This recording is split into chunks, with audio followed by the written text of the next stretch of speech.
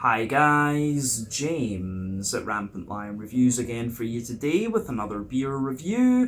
For this one, we are going to head back to Sweden once again for the first time in what feels like a good long while. So we're going to stick to my home county of Skåne in the very south of the country, and we're going to return to a brewery that's featured on the channel many times before. Now, these guys are a very well respected and very well established craft brewery. Back in the day, they were best known for their different kinds of New England hazy, whatever you want to call them, IPAs, and also for their fruited IPAs as well, in fact. But in more recent times, they've been doing a lot of kind of fruited, juicy, modern, Nordic, smoothie, whatever we're going to call them, sour beers, which are very good. And they've also been doing a lot of pastry stouts as well, actually, which are also very, very popular. So yeah, the beer we're going to have a look at today is a style that I know this brewery can do very well, but it's also one of the more kind of straight edge examples of this style that I think I'll have had from this brewery. It's part of a little mini series of beers that they do, which has only had 2 releases thus far, and I have heard very, very good things about this one. So needless to say, I'm very, very curious to see what this beer is going to have in store for us.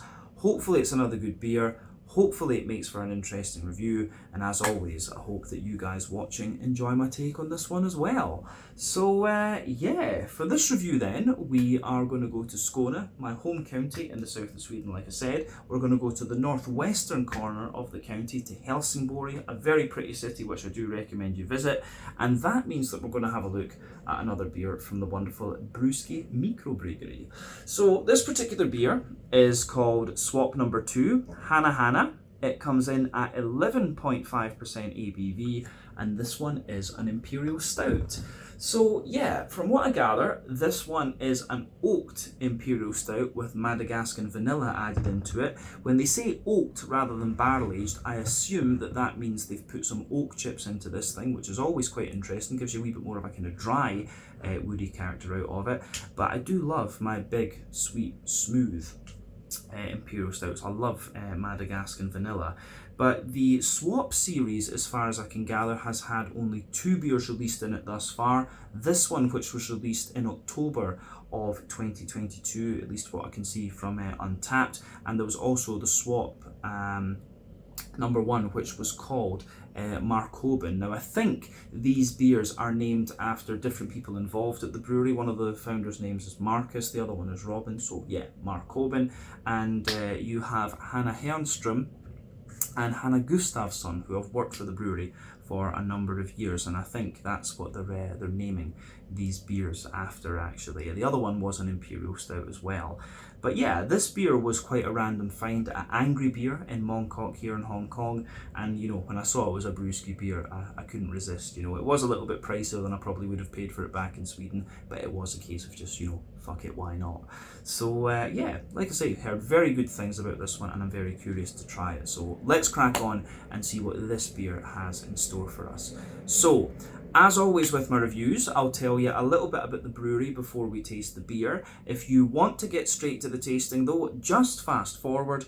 All the usual links can be found in the video description below. That's the brewery website, the link to my other reviews that I've done from Brewski Mikrobryggeri before, and we will no doubt add more to that list at some point in the near future, because you can get the Brewski stuff here out in Asia in certain places. I've not seen them in Hong Kong for a wee while, but there's all the usual social media down there. If you want to see more reviews, do please consider subscribing to the channel. The support that you give is massively appreciated, and remember, you can go into the channel homepage and search for beer using the geography tagging system. So just go in there, use the little search bar, put in your hometown, state, county, province, whatever you like. If I've reviewed beers from the area that you search for, they will pop up. Failing that, you can check out the playlist of beers from different countries. You'll find this one in the Swedish playlist, which is being added to whenever I get the opportunity. Not as often as I would like, but you know, that's been the case since I moved out here to Asia. But do check out the playlist of beers from other countries as well, because there are some very, very interesting things on the channel these days.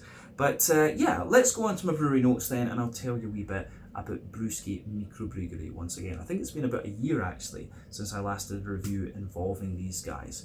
But yeah, Brewski Mikrobryggeri were founded back in 2014, and they're based in Helsingborg in the northwestern corner of Skåne in the south of Sweden.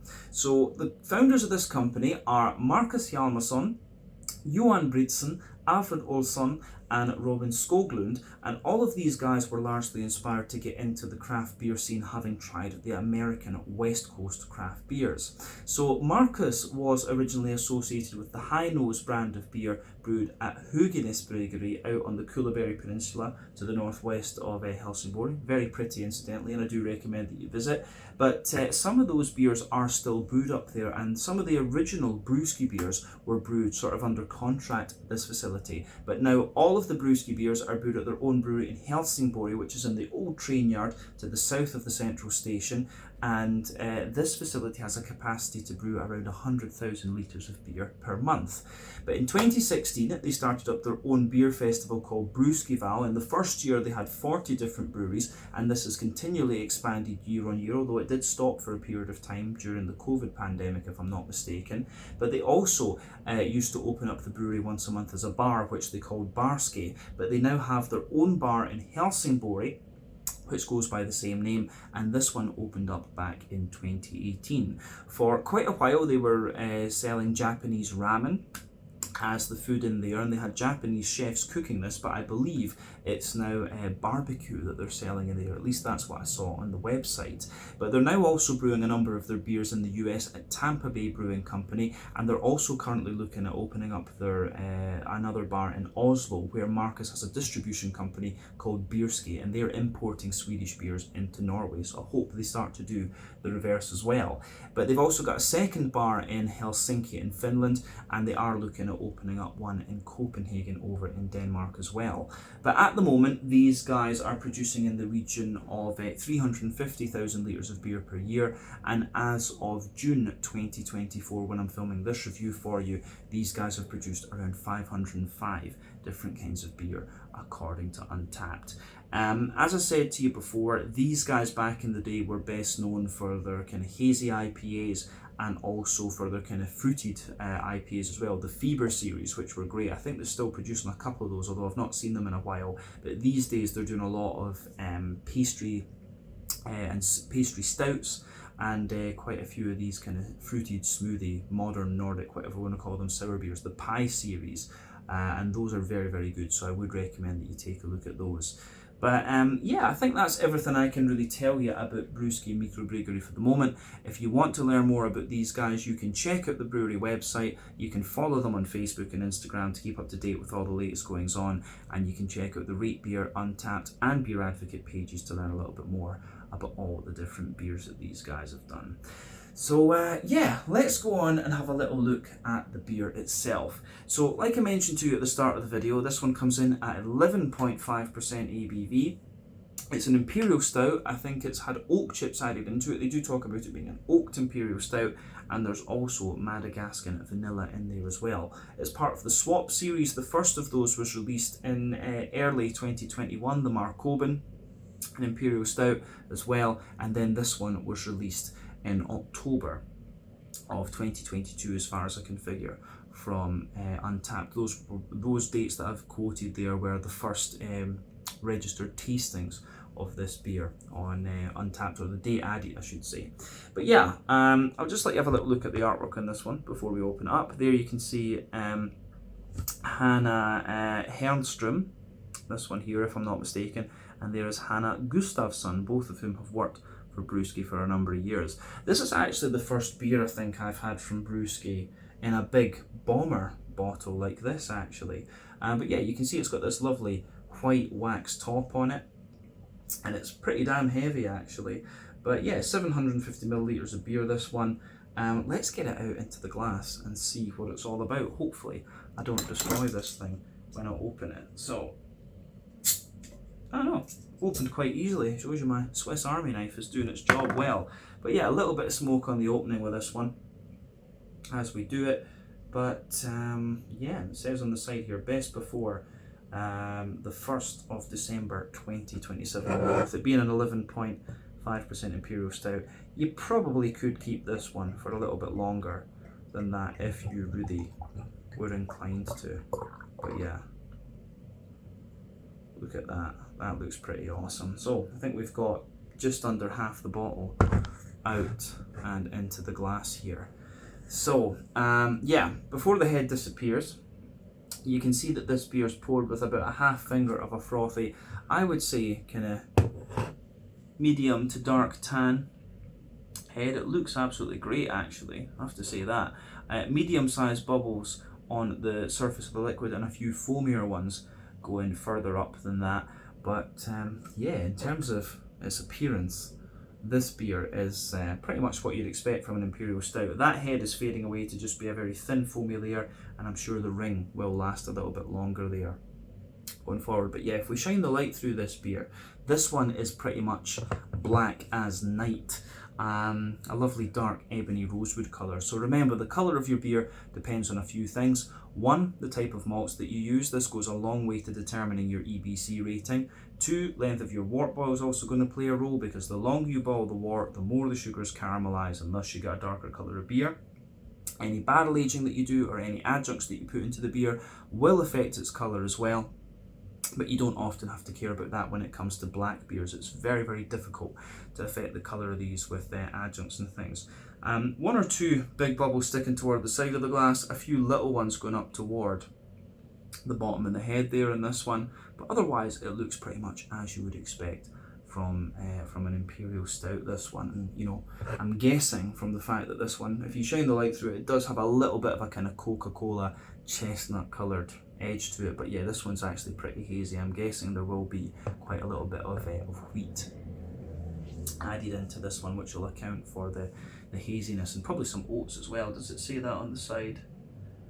Yeah, it says, it does say havre, which is oats, but yeah, it doesn't say anything about wheat actually, so that's kind of interesting. But yeah, nothing else we really need to say about the appearance of this beer. Let's have a wee look at the aroma then and see how we get on. So let's do this. Very, very curious. Oh yeah, that smells pretty damn good. So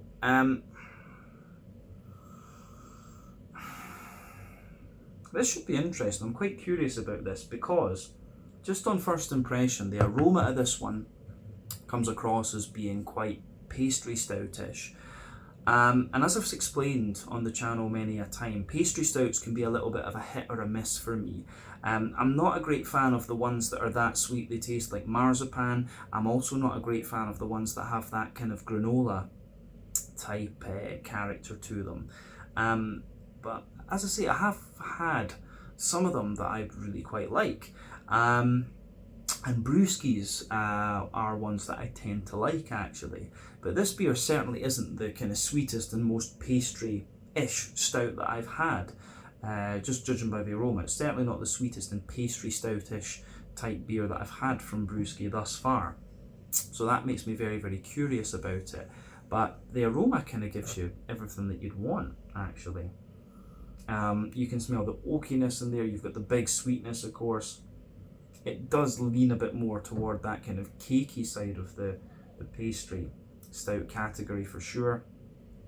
And when you sugar it up a bit more, you start to get more of the fruitiness out of the beer. I think this is going to be really quite quirky and interesting, in all honesty. I do really like how this all pieces together.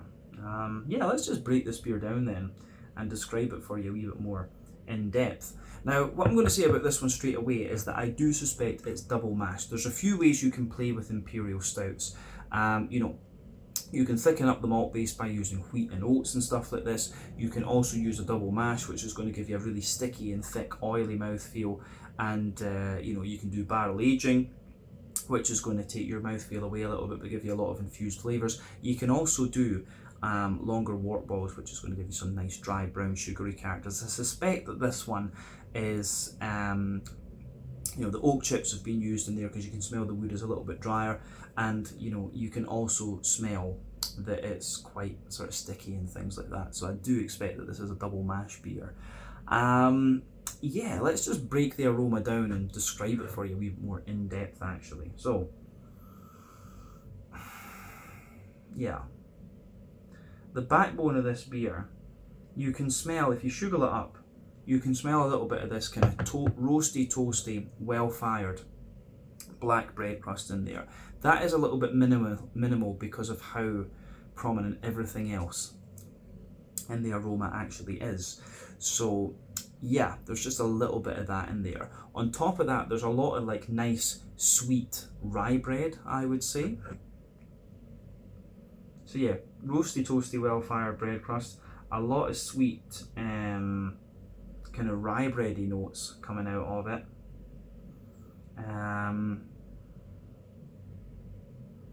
And then there's definitely some woodiness in there as well. You can smell what I suspect is oak chips as well. And again, you can tell that it's oak chips rather than the barrel just because of how dry that oaky character is. There's a little bit of vanilla in there, which I think is quite nice. And then yeah, above all of that, you're starting to get this kind of cakey note out of the beer. So it comes across as being a little bit like a chocolate sponge. There's quite a little bit of cocoa nib in there as well, I would say. So yeah, dry chocolate sponge, a little bit of cocoa nib, but you also have this element of like brandy soaked Christmas pudding and stuff like that too, which I find really, really interesting.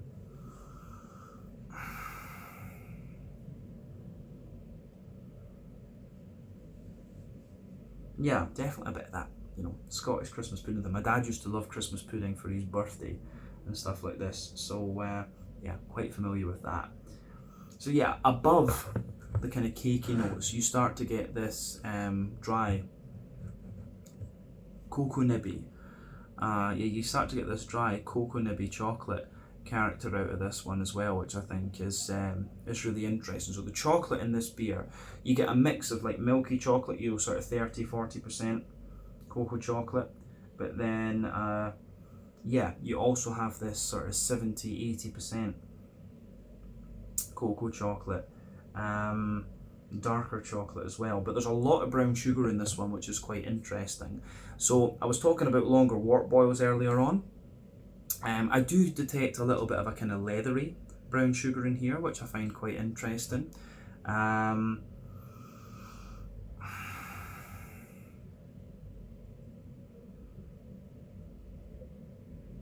Yeah, so there's a little bit of a kind of leathery brown sugar in this one for sure, which, as I say, indicates a longer wort boil.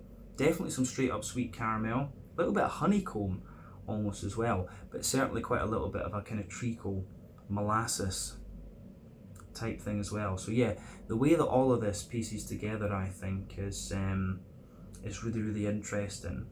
I do get a little bit of nuttiness out of this beer, the more that I smell of it as well. But the thing we haven't really mentioned yet is the vanilla. And Madagascar vanilla, I think, has a hell of a lot of sweetness to it actually, and it just almost smells as if the whole cakey and bready vibe that this beer has is just infused in there. So yeah, that's really, really interesting. Yeah, I think we'll get more of the vanilla actually in the flavour, but I think the whole sweetness of this beer, generally speaking, sort of takes away from that a little bit. So yeah, interesting stuff. On the hoppy side of things then, and remember, an Imperial Stout is not the most hop forward style of beer, especially the sweeter ones like this. On that hoppy side of things, for me, there's a little bit of earthiness in there, a little bit of a herbal character too. So a little bit of earthiness, a little bit of herbal character. You've got some nice floral notes in there, a good little bit of grassiness as well. Yeah, the way that that goes together, I think, is really quite nice. You've just got a very light green component to this one. Obviously, you could age this beer for quite a while and the hoppy character would continue to drop out of it as time goes on. So bear that in mind.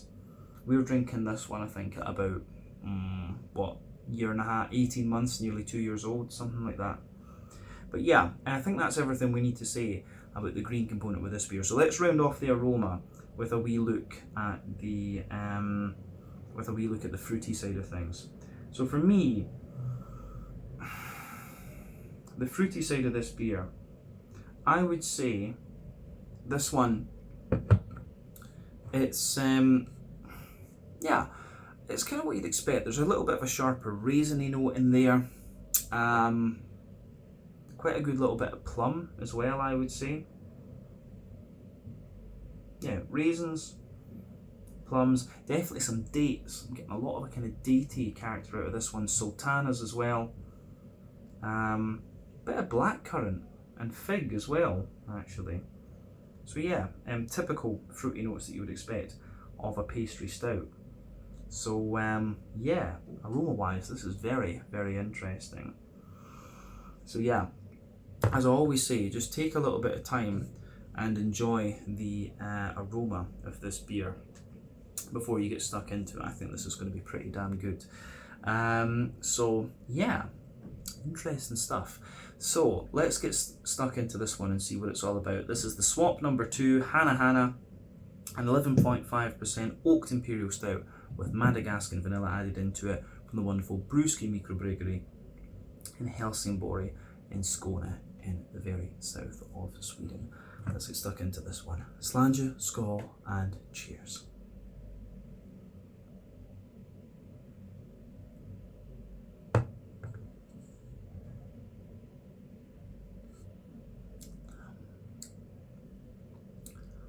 Ooh. That's pretty good. That is pretty damn good, I will say that.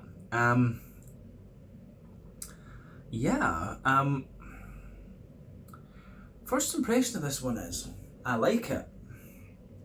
But obviously the first thing the mind jumps to is, you know, what style category does this beer fit into and so on. It is a little bit difficult to place in a sense. But the first question should always be, do you like it? And is it good? And the answer to both of those is yes. So, thumbs up to Brewski Mikrobryggeri for this one. Yeah, first impression of this is, it is very oaky. And just going by the flavour, definitely oak chips. You wouldn't get the same level of oaky dryness out of the beer if it was a barrel. So yeah, there's quite a lot of oak chips have been added into this one. But it's a very big, thick, creamy, milky Imperial Stout this. So if that's your jam, I think you will really enjoy this one. And I certainly like it. So let's have a wee look at that.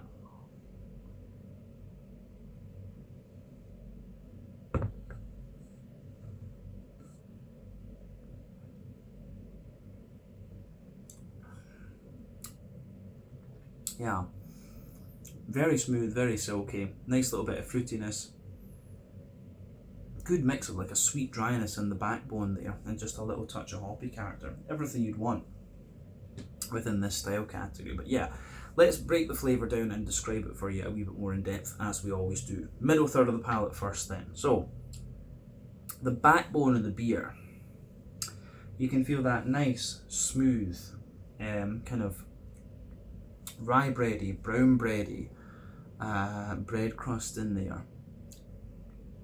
So the way that that goes together, I think, is really, really nice. On top of that, you start to get the nice oaky characters coming out of the beer, and I think with the oakiness, it kind of lingers there into the aftertaste, and you do further forward on that middle third of your palate get a little bit of kind of vanilla character out of it, which is typical of the oak, of course. But yeah, of course you've got this Madagascan vanilla quality in this one. So yeah, nice rye bready bread crust in the base, the drier oaky character kind of mixing in with that. Then on top of that, you get a little bit of a smooth and slightly sweet rye bread. Then you've got another layer above that, which is more like a kind of wholemeal brown bread, and then you start to get the more kind of cakey notes coming out of the beer.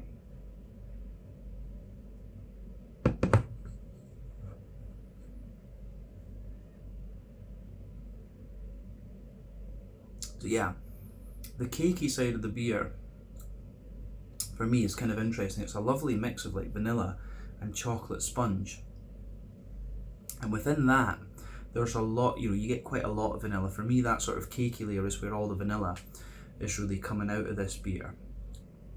And so you have the above that you have the kind of chocolatey layer, which I think is very interesting. So above the kind of vanilla sponge layer, you have that above that you have the chocolatey layer, and at the back of that middle third of your palate, it's sort of like a cocoa nibby type character, that dry kind of cocoa nibby sort of thing. And as you move, I would say at that it's maybe about 60-ish percent cocoa. But yeah, as you move further forward, you can feel it goes on that gradient, because sweeter flavours come out further forward on your palate, more dry and bitter flavours come out further back. But you've got that nice sweet cocoa powder type quality at the back there. Then it just gradually becomes a more oily chocolate, and then you've got a lot of milky vanilla chocolate sort of flavours at the front of that middle third of your palate there. So yeah, the way all of that goes together in this one, I think, is very, very nice. So the oak is very much in the backbone of the beer. The vanilla is very much embedded into the kind of malty side of things. So above the chocolatey layer, you start to get the brown sugary notes out of this one, and that's quite interesting too.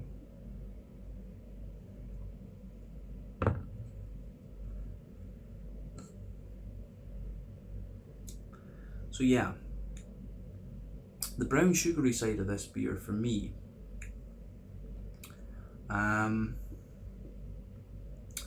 you do get a little touch of a kind of leathery brown sugar above the chocolate there, but as I say, it's not overly prominent. So yeah, a little bit of a leathery brown sugar in there. Then above that, you've got a nice oily circle there, which is like a kind of treacly molasses. Well, more of a sweet caramel, to be honest with you. It is more of like a big oily sweet caramel, but in the very dead centre of your palate, it's more a big kind of treacly molasses sort of note that comes out of the beer. So yeah, dead centre, treacle molasses, which obviously is the booziness out of this beer at 11.5% ABV. That's quite considerable. Then you've got the more oily sweet caramel underneath that, and then a more sort of leathery brown sugar sitting above the chocolate. Into the aftertaste, you do get a wee bit of nuttiness out of this one, like a wee bit of almond or pecan or something like that. But yeah, I think at this point we've probably covered everything we need to say about the middle third of the palate, which is the most complex part of the beer. So yeah, let's go to the back third of the palate. And as I've often said, the back third of your palate will give you similar flavours to the middle third of your palate, just at different intensities. So yeah, border region between middle and back third of your palate, you get that nice little bit of bready build up in there. You can feel the kind of rye bread in the base, the brown bread in the middle, and the more chocolate spongy character sitting on top of that. But yeah, the base of that back third of your palate, you've got the bread crust again, which feels a little bit more toasty and more dry. You've got the oaky, the dry oakiness in there, which was a little bit more oaky and dry as well. And then above that, you have the rye bread layer, which was a little bit lighter and more airy, of course. Then you've got the brown bready layer above that, which feels a little bit lighter and more airy. Then the kind of sponge cakey layer, which was a little bit lighter, more airy. All three of these layers feel a little bit drier, of course, and then you can feel some of the drier cocoa nibby characters coming across the beer as well. So yeah, you can feel that just creeping over the top of the malty side on the back third of your palate. But then you've got the yeasty side of the beer coming out. So let's look at those yeasty notes in there.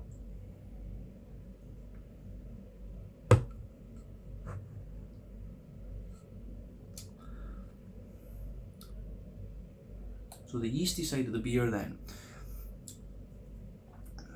you do get this really dense, sweet, oily rye bready character in the centre. Then around that, you get a little bit more of a kind of drier, you get a little bit more of an almost Christmas puddingy type quality out of the beer actually, then a kind of toasty bread crust around the edge. So yeah, dry, oily rye bread in the middle, a kind of more Christmas puddingy note around that, then a roasty, well-fired bread crust around the edge. Yeah, all of that sits on top of the malty side of things on the back third of your palate there, and definitely you can feel that back third of your palate. The flavour is taller, then as you move further forward into the middle third of your tongue, it just kind of condenses down and squashes together that little bit more. So yeah, I think we've covered the malty and yeasty side of this beer quite well at this point. Let's go to the hoppy side of things then. So, back corners of your palate, you've got a nice little bit of earthiness in there, so you can feel that in the back corners of your tongue. But as you move further forward, a little touch of herbal character, and as you push further forward from that, you can feel the beer does get very, very slightly floral, and you can feel that on the front corners of your palate. But round the front curve of the tongue, it is just that little bit lighter and more grassy, I would say. So yeah, the way all of that sort of pieces together, I think, is really interesting.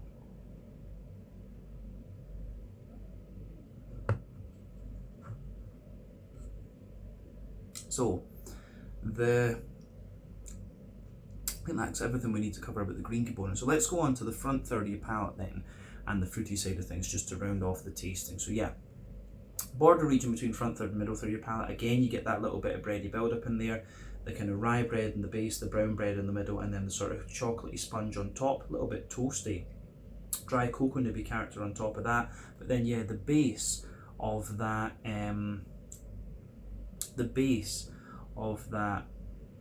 front third of your palate, you get the toasty well-fired bread crust. The oakiness is there, kind of a dry and slightly sweeter, more vanilla oaky character, I would add. Then the rye bread, the brown bread, and a bit of the chocolate sponge, and you can feel a smoother cocoa nibby character sitting on top of that. But then yeah, you get that nice kind of oily bubble where the juicy fruity esters just roll their way out of the beer.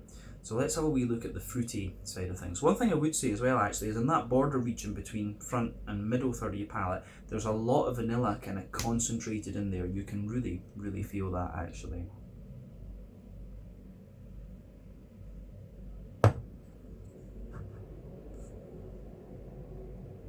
So yeah, the way that all of that goes together, I think, is very, very nice. But let's focus on that fruity character out of the beer then. So that oily bubble at the back of that front third of your tongue.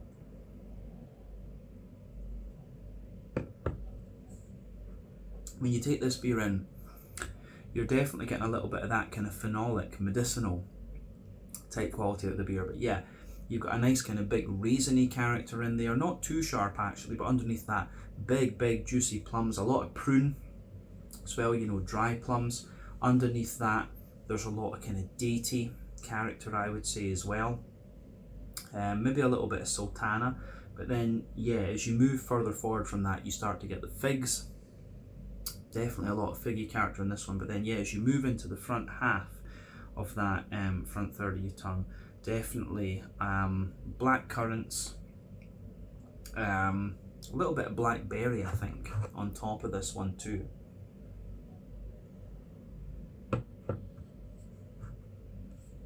But yeah, certainly a lot of kind of phenolic type quality coming out of this one for sure. And I think that's probably, you know, the vanilla, the yeast, and a little bit of the oakiness as well.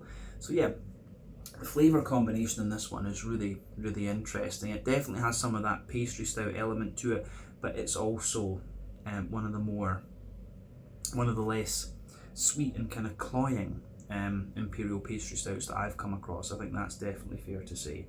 So yeah, interesting stuff. I do like this one actually. I mean, I probably would pick an old school RIS over this, or an Imperial milk stout, right enough. But yeah, in terms of the pastry stout, which isn't my favourite style category, this is pretty damn enjoyable actually. So thumbs up to Brewski for this.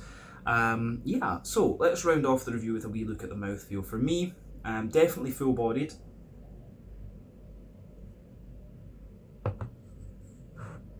Yeah, absolutely full-bodied. The carbonation is very, very smooth in this one. It's got a very silky mouthfeel to it actually, which you would kind of expect, and obviously that's going to be down to the presence of the oats in there.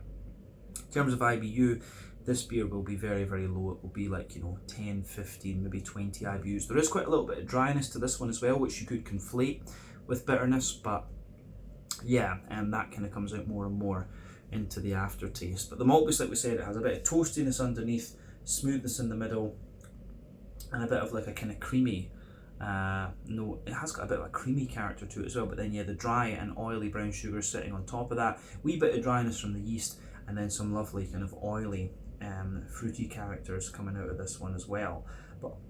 But pardon me, all in all, really, really interesting beer. This one, something a bit different from Brewski as well, and I certainly have enjoyed this one actually. So yeah, I think we can leave it at that for this one. So yeah, this was the swap number 2 HannaHannaH, an 11.5% Imperial Stout with oak chips, I suspect, and Madagascar and vanilla added into it, from the wonderful Brewski Mikrobryggeri in Helsingborg in Skåne in the very south of Sweden. So once again, thank you for watching my beer reviews. Until the next time, please like, subscribe, share, all the usual YouTube stuff. Let me know your own thoughts on this beer in the comments section below. Let me know what your favourite beers are from Brewski Mikrobryggeri as well, and we will no doubt return to these guys again at some point in the fairly near future. But until then, Slàinte, Skål, cheers, and I will catch you guys on the next review. Ciao just now.